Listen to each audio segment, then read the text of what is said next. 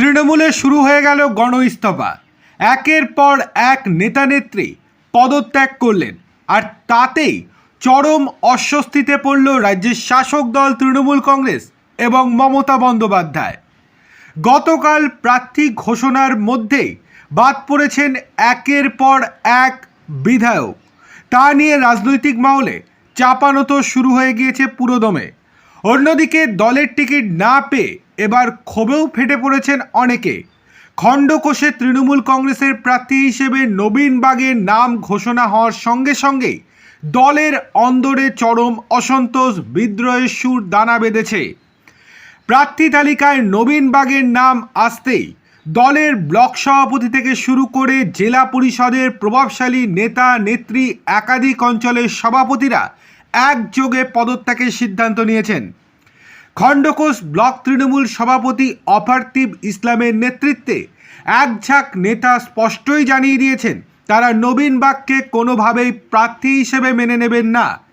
এই প্রতিবাদের সামিল পূর্ব বর্ধমান জেলা পরিষদের জনস্বাস্থ্য কর্মাধ্যক্ষ বিশ্বনাথ রায়সহ গোপাল বেরা, কৈয়ার, বেরুগ্রাম, সাগরায়, সাকারি 1 নম্বর, উকরিদ অঞ্চলের তৃণমূল অঞ্চল সভাপতিরা। সম্ভবত এই ঘটনা নিয়ে জেলার রাজনৈতিক মহলে তীব্র শোরগোল শুরু হয়ে গিয়েছে। তীব্র ক্ষোভের সঙ্গে অপার্থিব ইসলাম বলেছেন, দলের একনিষ্ঠ কর্মীদের অবজ্ঞা করে যারা অতীতে দলের সঙ্গে গদ্দারি করেছে, বর্তমানে তারাই বেশি সুযোগ পাচ্ছেন। এই ক্ষোভ থেকেই তাদের সাফ কথা, তারা দলের সঙ্গে সমস্ত সম্পর্ক ছিন্ন করছেন। আপাতত নির্বাচনের কোনো কর্মসূচিতে অংশগ্রহণ করবেন না। জেলা পরিষদের জনস্বাস্থ্য কর্মাধ্যক্ষ বিশ্বনাথ রায়ও একই সুরে ক্ষোভ উগড়ে দিয়েছেন। তিনি জানাচ্ছেন, রাত পোয়ালেই নিয়ম মেনে জেলা পরিষদের সমস্ত পদ থেকে ইস্তফা দেবেন।